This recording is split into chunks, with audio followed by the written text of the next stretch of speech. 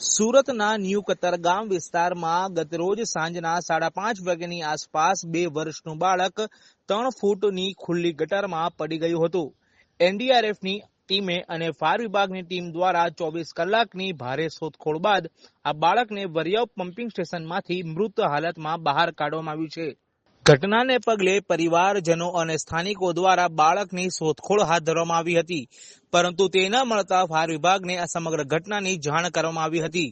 ઘટનાની ગંભીરતાને પગલે તાત્કાલિક ફાયર વિભાગ ઘટના સ્થળ પર દોડી આવ્યું હતું અને કેમેરાની મદદથી ડ્રેનેજ લાઇનમાં શોધખોળ શરૂ કરી હતી અને મોડી રાત્રે રેસ્ક્યુની કામગીરી બંધ કરાઈ હતી, પરંતુ આજે વહેલી સવારથી જ ફરી વખત બાળકની શોધખોળ શરૂ કરવામાં આવી હતી, જેમાં સુરત ફાયર વિભાગ અને એનડીઆરએફની મદદ લેવામાં આવી હતી। ઉલ્લેખનીય છે કે 3 દિવસ પહેલા જ બાળકનો જન્મદિવસ પણ ગયો હતો। મળતી માહિતી અનુસાર સુમન સાધના આવાસમાં રહેતો કેદાર શરદભાઈ વેગડ ગતરોજ સાંજના 5:30 વાગ્યાની આસપાસ પોતાની માતા સાથે બુધવારી બજારમાં ગયો હતો।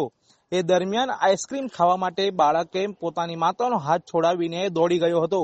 એ દરમિયાન 120 ફૂટ રોડ પર ઢાંકણા વગરની ખુલ્લી ગટર હતી, તેમાં બાળક ઊંધા માથે પડ્યું હતું।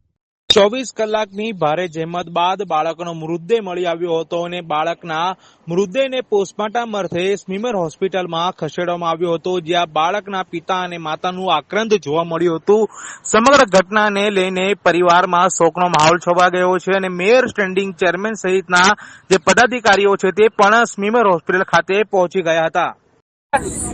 ગુજરાતી હિન્દી ગુજરાતી કઈ રીતે મહેનત લાગી, કઈ રીતે કેટલા સમય બાદ મળી? ગઈકાલે 5 કલાક ને 45 મિનિટે જે ફાયર કંટ્રોલમાં કોલ મળેલ ત્યાંથી કન્ટિન્યુ અમારી અવિરત ફાયરની 7 થી 8 ટીમો કન્ટિન્યુ કામમાં લાગી ગયેલી। એમાં અમારા સિનિયર અધિકારીઓ અને બધી ટીમ અહીંયા ઘટના સ્થળ પર પહોંચી અને કન્ટિન્યુ કામગીરી કરતા હાલ અમને સફળતા મળી છે। અચ્છા, કેટલો સમય કહી શકાય આ સફળતા મળી છે? 24 કલાક થઈ ગયા છે એ વાતને આજે।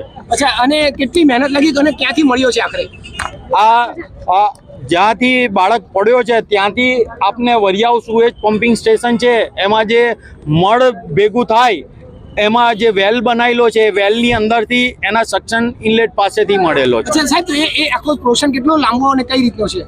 અંદાજે 1 થી 1.5 કિલોમીટરનો એરિયા છે, જે આમ તો 700 થી 800 મીટર એ ઇન્ટરનલ જે સ્ટ્રોમ વોટરના ડ્રેનેજના મેન હોલ ઓપન કરી અને અમે આગળ ચેક કરાયું। પછી અમને લાગ્યું કે હવે આનાથી ડ્રેનેજનું વોટરની આપણે ડેપ્થ વધારે હોય, ત્યાં અમે જેટિંગ મશીનનો પણ ઉપયોગ કર્યો ડ્રેનેજ વિભાગની, અને આગળ સર્ચ કરતાં અમને વધારે શંકા લાગતી હતી કે જે આપનો આ પમ્પિંગ સ્ટેશન છે એની અંદર હોઈ શકે બાળક, તો અત્યાર સુધી એ કામગીરી ચાલુ હતી। અને એક બીજી બાજુ આપણે બોટ નાખી અને ખાડી સાઈડ પણ જવાના ચાન્સીસ હતા, તો ત્યાં પણ આપણી સર્ચિંગ કામગીરી ચાલુ હતી અને હાલ સફળતા મળી। અચ્છા, તો આ જે સફળતા મળી છે એ કઈ જગ્યાનું કહી શકાય ને, કે ડ્રેનેજ લાઈન જ છે કે પછી પમ્પિંગની લાઈન, કઈ જગ્યા? હવે આ જે ડ્રેનેજનું પાણી જતું હતું એમાં જ બાળક એ ડ્રેનેજ વિભાગ દ્વારા એમ કહેવામાં આવે છે આ ડ્રેનેજનું પાણી આવે છે અને ત્યાં વેલમાં ત્યાં સ્ટક થયેલું બાળક અને અત્યારે હાલ મળે। અને સાહેબ, જે રીતે વાત છે તો આજે આખો પાણીનો જે ફ્લો મારવામાં આવી રહ્યો હતો અને એના કારણે ક્યાંક બાળક ત્યાં આવી શક્યો, એ આપણી સફળતા કહી શકાય? એ કહી શકાય કે આપણે જે અથાગ પ્રયત્ન કરેલા છે ગઈકાલથી અત્યાર સુધી, એ બધા પ્રયત્ન આપણને એના થકી આજે સફળતા મળી છે। સાહેબ, એવી એક વાત હતી કે બાળકને આપણે બને ત્યાં સુધી જીવતું લાવી શકીએ, આપનો પ્રયત્ન તો એવો જ હતો કે બાળક આપણને ઇમિડિયેટ મળી જાય। ગઈકાલથી અમારી એ જ મહેનત હતી અને અત્યાર સુધી અમે એ જ મહેનત કરતા હતા કે બાળક હમણાં જ મળી જાય। બાળક અત્યારે સ્મીમેર હોસ્પિટલ રવાના કરેલ છે। એટલે બિલકુલ જે